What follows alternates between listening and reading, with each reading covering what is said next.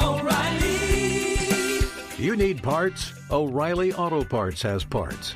Need them fast? We've got fast. No matter what you need, we have thousands of professional parts people doing their part to make sure you have it.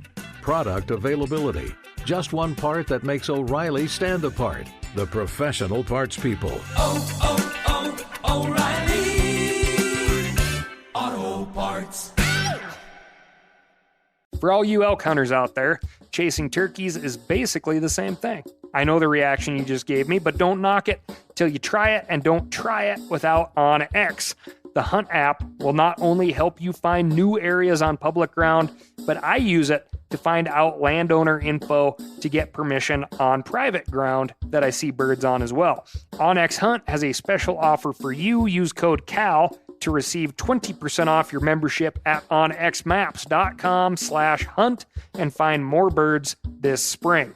Hey, I just sat down with the owners and operators of Maui Nui Venison. They're on a mission to balance axis deer populations on Maui while giving back to the community and run a totally sustainable operation. For folks like me who want to get your own meat but aren't always successful, you can become a snack subscriber, get some axis deer sticks sent right to your door. Visit MauiNuiVenison.com.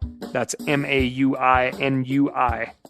venison.com and use promo code CAL for 20% off your first order.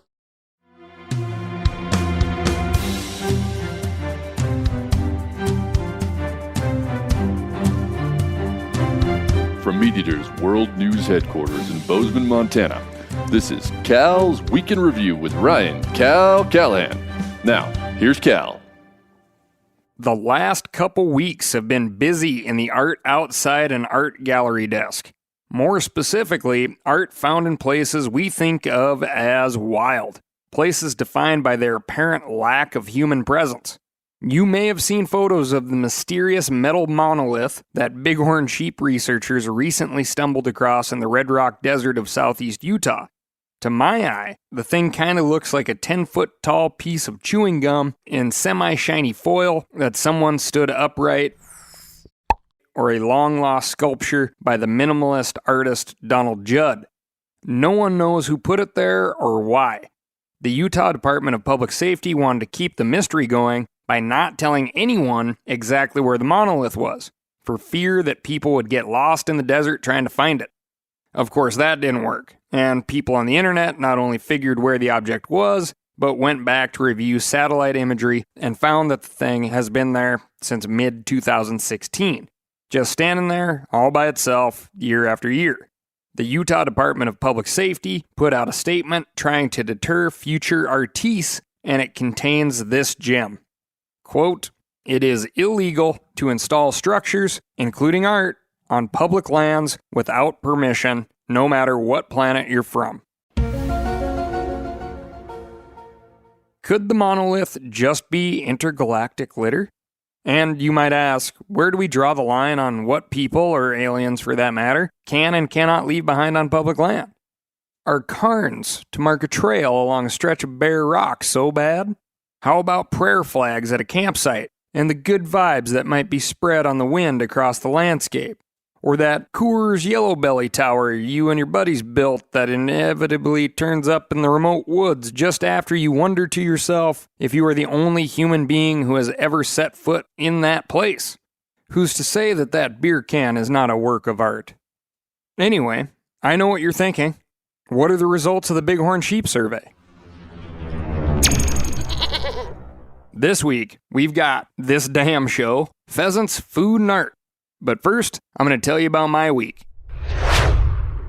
And my week, as well as this podcast, is sponsored by Steel Power Equipment. Not only was I using the powerful, sharp, compact Steel P40 pruning shears to easily snip through pheasant parts this week, but I used a set of steel suspenders to keep my britches up. I'm a bit of a suspender guy due to my lack of butt and apparent need for my butt to see the sunlight all the time. Suspenders come in handy. Blinded by the light. I traveled to South Dakota. Yes, South Dakota, to meet with a few folks to talk habitat, pheasants, food, and get old Snort some time in the field working on her pheasant skills. Now, trying to make life and work happen while being COVID responsible isn't the same, to say the least. Quarantine time and testing are minor considerations. I work from home most of the time. But on my entire 10-plus hour drive, I did not enter a gas station or grocery store or anything else. Just pumped gas and consumed gas, I guess. Throw in some hand sanitizer, and that really about covers all my travel. Matt Morlock of Pheasants Forever, if you're not familiar with PF, they are a really fantastic habitat building nonprofit. Brad Leone of It's Alive and Bon Appetit. Brian Merkel, a butcher from Duluth. We're all other folks on this trip, and we all contributed foods from our homes, so there wasn't any real grocery shopping, which sounds good and responsible, but these businesses in rural America depend on hunter dollars. For example, Aberdeen, South Dakota, which is where we're based, where this podcast is being recorded from right now, is one of these self-proclaimed pheasant capitals of the world, and they depend on hunter dollars. Now, these numbers are loose, so bear with me. Aberdeen, South Dakota figured that Main Street businesses were bringing in around $19 million per year based solely off of pheasant hunters. As hunter numbers changed in the area, the number went way down. They made a lot less. It hurt businesses and the families associated with those businesses. Pheasant numbers had declined a bit.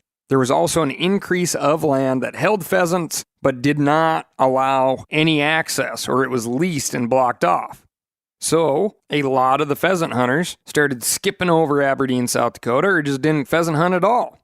In response to this, the city of Aberdeen, with help from Pheasants Forever, formed what is known as the Aberdeen Pheasant Coalition, which uses private dollars collectively to lease private land from farmers and ranchers in the area to provide public access to private ground. All walk-in hunting. In their first year, they opened up over 4,000 acres to pheasant hunters. The program has grown since then, and it is an effective economic stimulant to the town of Aberdeen, South Dakota, and the surrounding area. Provide access to good ground, and the hunters will come. We walked a lot of miles, stomped through a lot of thick cattails, worked hard, but we found birds, some of which we got shots at. It was great late-season pheasant hunting. Lots of pheasants if you're willing to work, which is what it should be like, in my opinion. Then we went over to Eric Johansson's farm, which is your typical farm-ranch situation, but they really embrace the, quote, responsible agriculture model. They do a ton of stuff here, and I'm only scratching the surface, but they restore deep-rooted native grasses on their rangeland, which allows them to hold more water. They selectively spray noxious weeds in riparian zones, those famous prairie potholes. Then they leave those potholes alone instead of trying to farm them when they go dry. They keep records to prove that wildlife and agriculture can thrive together, and there are plenty of state and federal programs that will help farmers work this way. There were an unbelievable amount of birds in what Eric and his buddy Corey described as a slow day. The cover on the coalition ground, the public access ground, is cover you would kill for as a pheasant hunter. But this place, Johansson's ground, had cover plus food plus, relatively little hunting pressure, very thought out hunting pressure. And there's an undeniable difference. I'd be lying if I said it wasn't the case. Then, on the third day, we went to a property Pheasants Forever is looking to acquire and put into a conservation easement or possibly something a little bit more. It was very different terrain, rolling hills, lots of walking, less cover, but the cover that was there was really dense, thick cover. And eventually we found a lot of birds. Not a lot of shooting, but a lot of birds. Which now I can get into what you really want to know, the snort report. Old Snorticus ran about half speed the first walk of the first day. A little unsure of our intentions, I think. Then she increased her intensity. We got some shots at birds and she worked even harder. She ran all day and was beat. The next day, when we hit the Johansson farm, We had an overwhelming amount of pheasant scent to deal with, plus walking through rows of corn and sorghum, which was brand new to her. Think like little highway lanes. Take some practice for those dogs to work back and forth and cross the lanes versus just running, vertically. She got a little wild, but stood her ground pretty darn well on some competitive retrieves with big male dogs that do this stuff for a living every day. Birds weren't too worse for the wear in those slight tug-of-war situations. Lots of shooting, lots of birds, people, dogs, deer busting out of the corn. It was a wild scene for a 7-month-old puppy. She didn't just follow other dogs around. She hunted by herself. She worked her areas. She did really phenomenally well for such a young dog in a brand spanking new, crazy situation. And, there's some pretty fancy shooting out there. I have to say, although skeptical at first, those Carlson's choke tubes designed around the Federal Prairie Storm bismuth loads are legitimate. Feel like we were spanking those roosters. We did have a couple of crippled birds, one of which Snort actually took out of the air as it was attempting to fly, which was very cool to see, but then I think she caught a spur to the face, as those roosters do from time to time. I despise a flogging rooster. And she dropped that bird and it was gone. Couldn't find it, which is not fun at all. We always like to think of these old wise birds, but the average lifespan of a pheasant is 15 months. They're a short-lived bird, but that doesn't matter. Losing them sucks. I want to eat them, not the coyotes. Then, that third day, when the cattail cover was really thick and the birds were slim, that little girl dog worked so hard, she tore it up. She was in the super thick stuff that she was kind of hesitant in the first day, and it was extremely cool to see. She did retrieve a rooster, which I was very happy of because I thought that spur to the face may leave a lasting mark. She did look slightly hesitant, I'll be honest, but she did pick it up and bring him back to me. And then flushed a sharp-tailed grouse immediately after and spanked that grouse, and she brought it back to me too. It was really great. And these 3 different experiences all stacked up together made for an absolutely phenomenal trip. I got to tell you, I'm very happy that this dog has had more tough no bird days than days when it's all birds all the time, like out at the Johansson place. That was an absolutely phenomenal experience. We covered a lot of ground. We did a lot of hiking. Those birds are still late season birds who have been hunted and they're wild, but there's just a lot more of them. So increases your opportunity for sure. Incredibly cool. On to ducks and geese, I believe. We'll see what happens with Little Snort. Keep you posted for sure. Moving on. Quick hitter from the Alternative Foods desk. So recently, I read an article on everybody's savior, the lab-grown meat product, soon to be released in supermarkets near you. Now, the idea behind this protein, this lab-grown protein, is that this is going to be the golden goose that frees us all from the global warming causing greenhouse gas emissions associated with commercial meat production. Everybody knows my thoughts on this. We've covered this many times. I feel like anything that furthers the gap between meat and the land is a bad thing. Eventually, folks are going to not know that meat came from the land and therefore not care about the land. And I care a great deal about the land. You may have picked that up from previous episodes, but you guys don't need to hear about that. So I brought in 2 special guests, Brad Leone, who will introduce himself in a much more appropriate way than I can, and Brian Merkel, who will also introduce himself. Hey guys, I'm Brad Leone from Bon Appetit, and really excited to be here chatting with Ryan Callahan about lab-grown meat.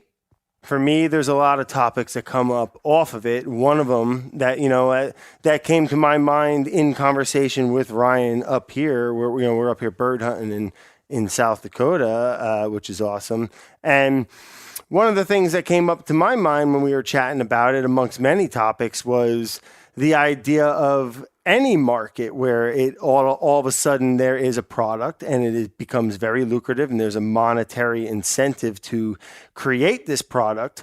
One of the many ideas that excites me about lab-grown meat is the accountability for it, right? So it's like a lab, there's certain ingredients, they're the best ingredients, it's the best whatever, you name it, making this new product, which is a lab-grown meat. And that can be, theoretically, to me, in my mind, a beautiful thing. But if history has shown us anything, it is in that opportunity, in this new rise of a star, of a new potential society-changing product, becomes a new opportunity for people to make knockoffs, right? So like a great comparison that I brought up with that, to me, it helps me understand it, is the legal marijuana category, right? So it's like, I enjoy marijuana, and I enjoy the idea of reputable grower and facility, and knowing that I'm going to get from seed to plant to bud, whatever, an accountable, beautiful, trusted, clean product. And if I can get that in beef, whether it's on a land or grown in a lab, that's something that interests me. Now, what scares me is just like the marijuana category or field or department, is the idea that a lot of people see that for an opportunity for cheap imitations, for knockoffs. So, and I'm no doubt in my mind, other than the hurdles of it being probably expensive, if there's one thing, people are brilliant at, is it's innovation on the fly, especially when there's money involved. So my point to get to it is, I'm scared of people coming out with dirty lab meats where it's grown in a subpar laboratory with subpar scientists, with subpar chemical components, and you're going to get what in a package looks just like what we all want from this new thing, but we're getting a flooded market with something that is potentially dangerous and not what this vision is all about. And just like anything, that is something that I think hopefully that doesn't happen, but being a consumer and being a citizen and a person, I think that of the world, it is our duty to also call that out and keep an eye on it. So hopefully lab-grown meat can become a nice addition to take a little bit of pressure off of ranchers and traditional beef methods. And to Callahan's point, I don't think it is a race at all. I think there's a beauty in the middle. Let's take some pressure off it. Let's get rid of some of the old systems that are in place around beef that are ugly, and use this tool to help alleviate and release some of that pressure. But like anything, I'm excited about it, and I see a lot of positive potential in it. But with that comes a lot of responsibility and trust. So hopefully we do the right thing. Hi, my name is Brian Merkel. I'm a butcher up in Duluth, Minnesota. I work for a business called Weicker Acres, and we raise heritage breed pigs and 100% grass-fed, grass-finished beef. And we have a business where we are the farmers, the butchers, and the chefs, and like to deliver boxes with all of these delicious items direct to people's homes, as well as some regional wholesale business. And I've followed the lab-grown meat now for a while, and to me it's very concerning because I believe that there is a lot of momentum building and consumer culture where people are willing to pay more for meat and are very environmentally conscious with the way that they're shopping for food. And what scares me is that people are going to stop supporting small farms and start buying lab-grown meat from some big corporation. And if lab-grown meat was just cutting into the segment of factory, industrial farmed meat, that to me would be a good thing. But, my goal is to continue growing business that's supporting small farms that are farming sustainably. To continue with that, I think that there's a lot of flavors of the week as far as environmental sustainability focused food items go. And lab-grown meat, to me, it's posing as solving this problem, but really it's just another way for people to make a lot of money in the grocery store. And that scares me. I guess I'm also curious because okay, how successful is lab-grown meat going to become? And is it capable of completely wiping out like industrial beef production and opening up all of that land and resources for other use? And maybe if that's the case, then small sustainable farms that are working with environmentally stable practices or a lot of these cases actually like a carbon negative operation, does that give them more room where they're the only real meat that's available? I guess that seems like kind of a dream, but I mean, convince me that that's a possibility, and maybe I'll buy some stock in this tube meat stuff. I don't know. We got a meat producer and meat educator having some questions and some thoughts, and then just me, somebody who likes to eat and truthfully likes to acquire meat. The interesting point that both of these characters brought up is, what is this actually going to replace? What is lab-grown meat actually going to replace? And if it does replace something, what happens to the void that it creates? Again, to tie this back to the land, in my strong opinion, that if folks like to eat, they know that food that they're eating has come from the land, and therefore they should support, protect, and preserve land. If that goes away, what happens to that land? If that's no longer land that is in food production, does it then go into a bunch of little cookie cutter type home productions?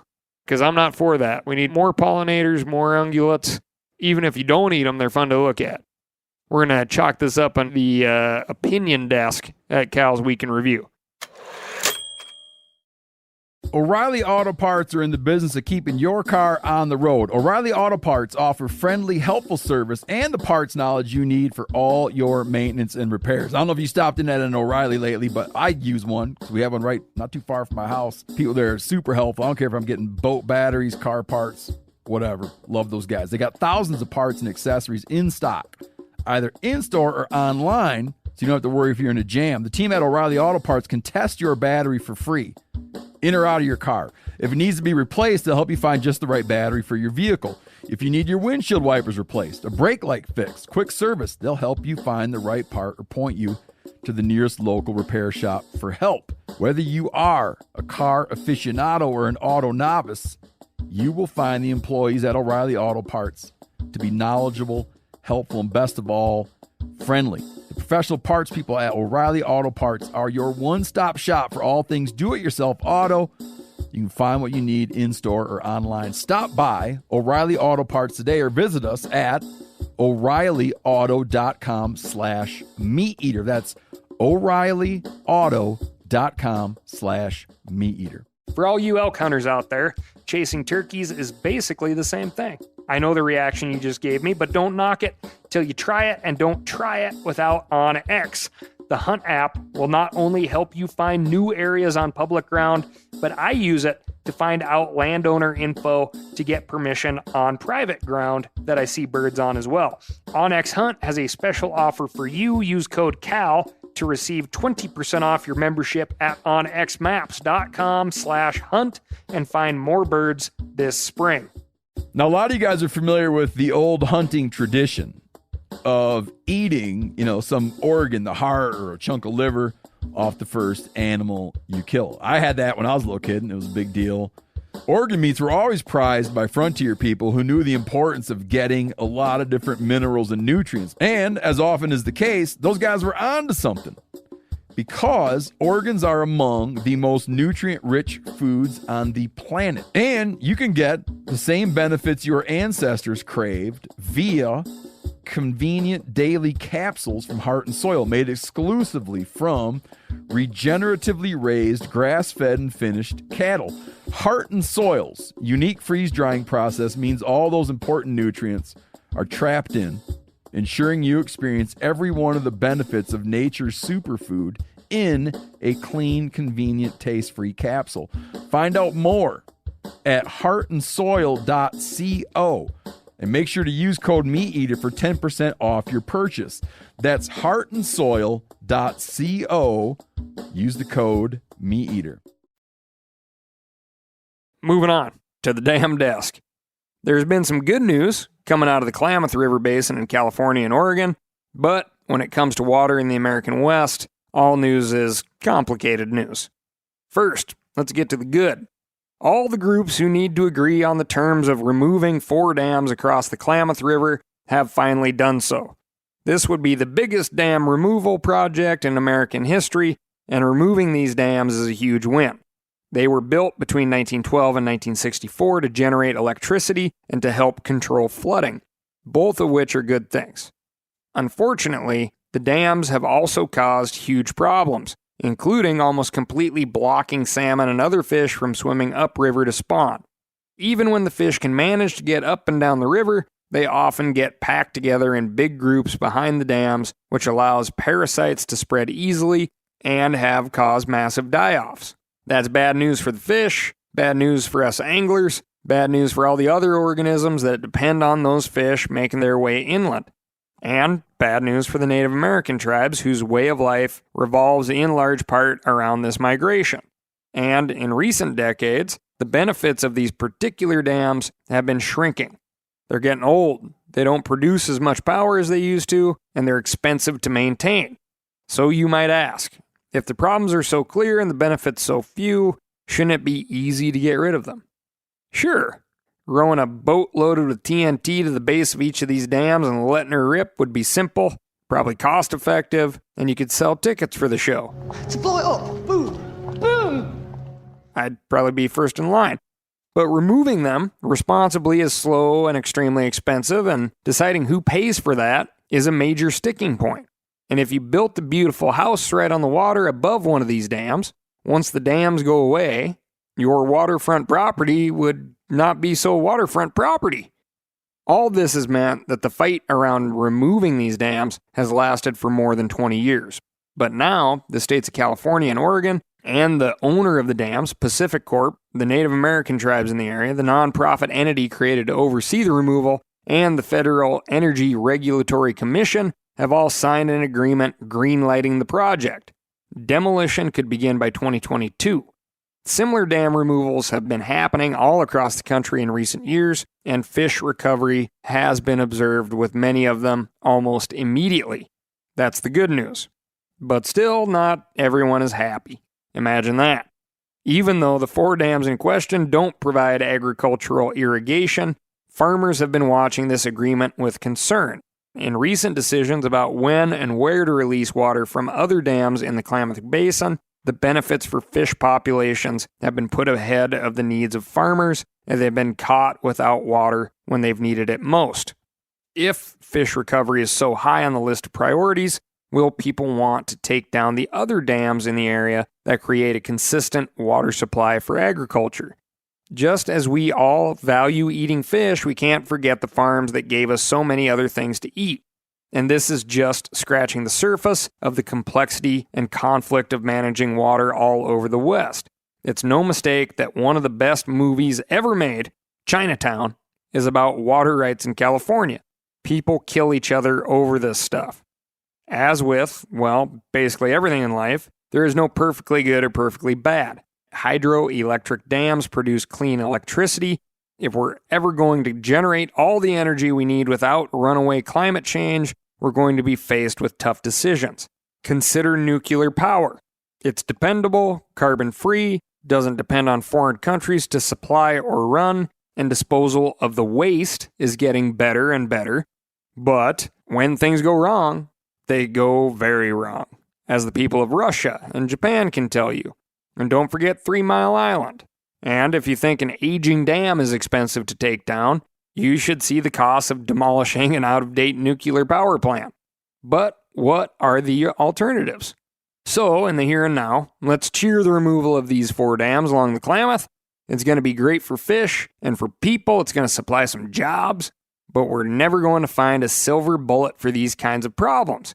As we keep going with balancing conservation and the needs of people, we have to keep our wits about us and our pro-nuance, anti-BS detectors turned all the way up.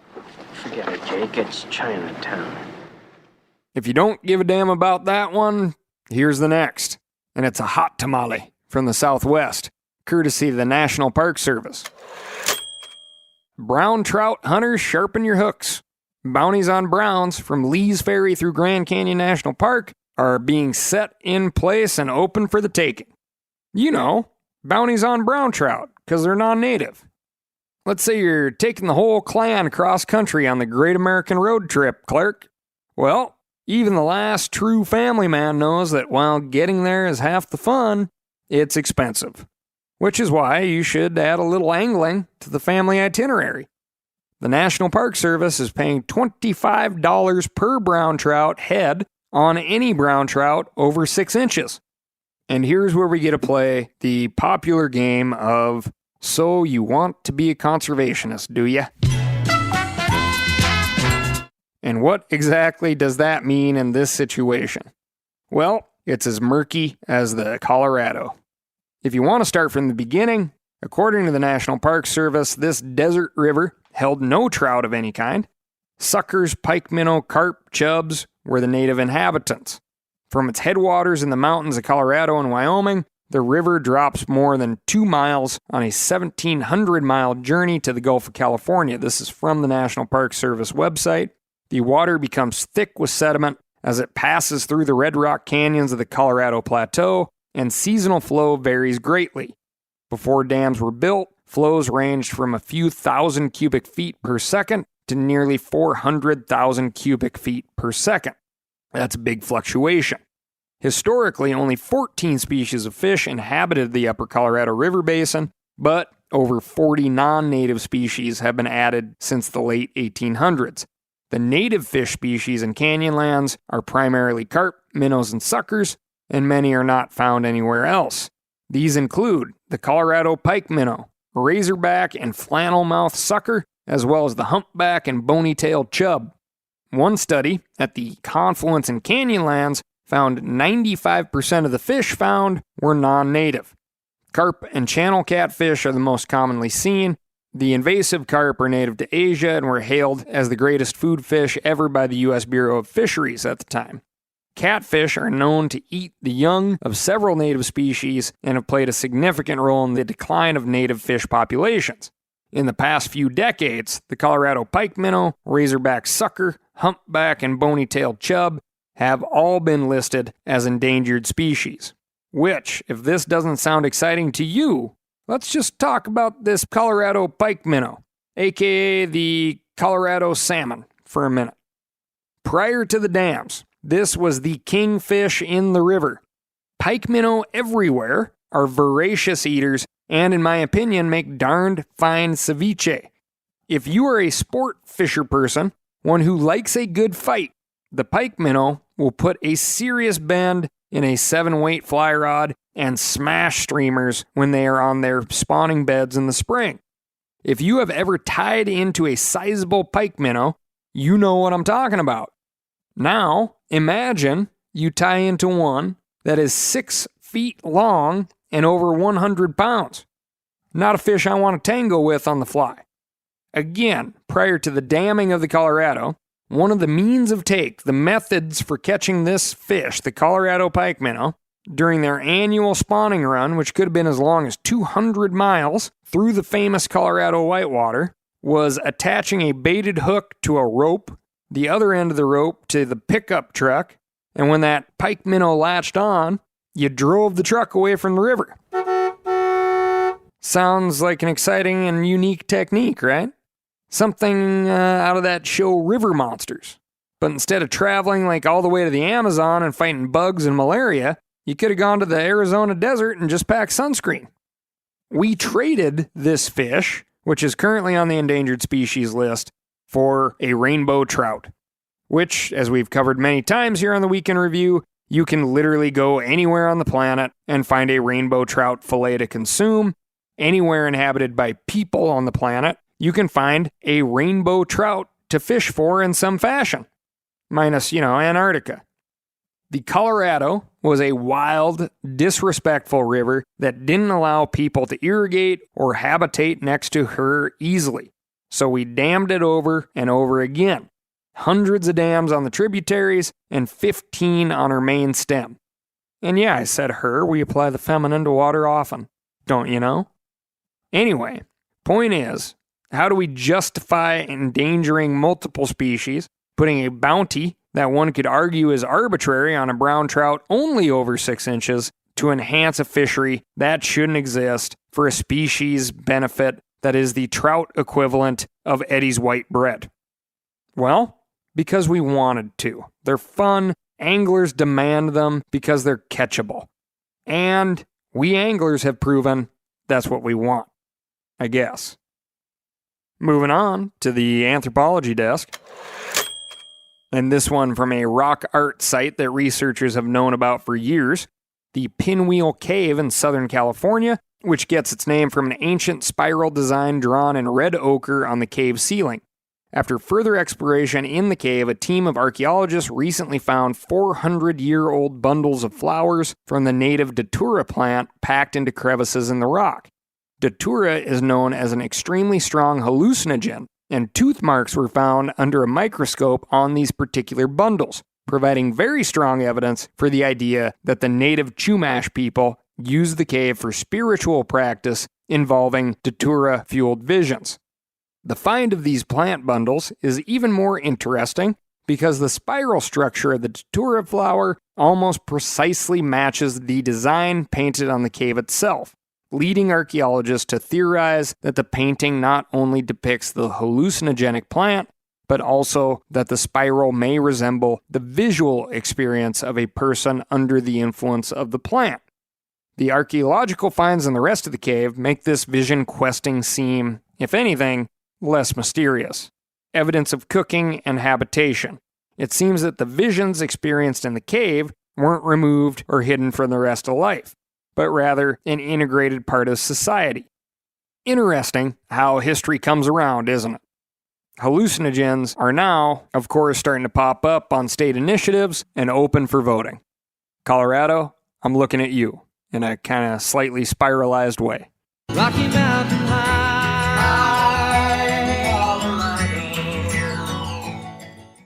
Moving on, down to the Colombian Amazon rainforest, where last year, archaeologists uncovered what may be one of those most important ancient art sites in the world, tens of thousands of elaborate paintings, so many that the site has been nicknamed the Sistine Chapel of the Ancients. The find was just made public in the last few weeks. The paintings were made at least 12,500 years ago. The reason we know this isn't because of carbon dating. All of these paintings were also made from red ochre, a mineral that contains no carbon, which, makes it hard to carbon date. But we still know when the paintings were made because they depict animals that are now extinct. We know roughly when those animals went extinct, and so we know that these paintings must have been made before then. Some of the creatures on these walls, mastodons, paleolamas, type of ancient camel, giant sloths, just don't exist anymore. These particular animals don't just tell us how old the paintings are, they also tell us how the environment in the Amazon region has changed over time. Neither a mastodon, nor a paleolama, nor many of the kinds of horses shown in the art could have lived in a jungle.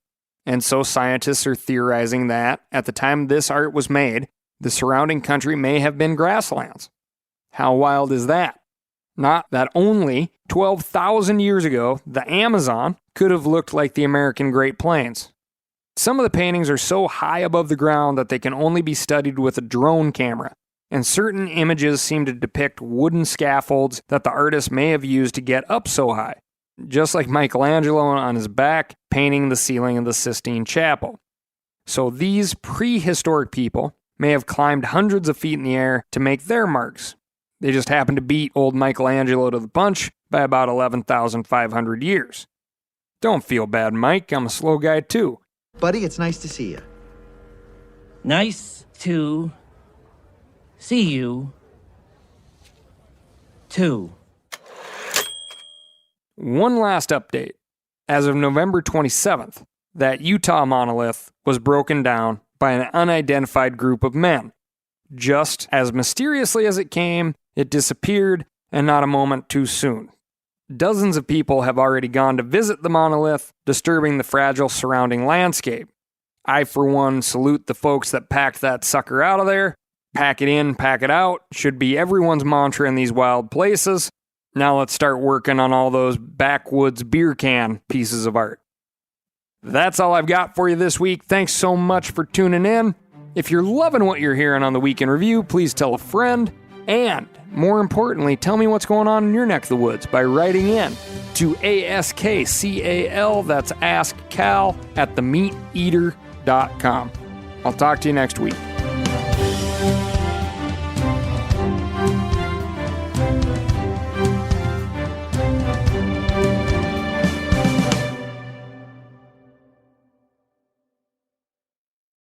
I'm sure a lot of you guys remember the old ceremonial hunting tradition of eating the heart out of the first animal you kill. Meat from those organs are among the most nutrient-rich foods on the planet. You can get those same benefits your ancestors craved via convenient daily capsules from Heart and Soil. Find out more at heartandsoil.co. And remember, use code MeatEater for 10% off your purchase.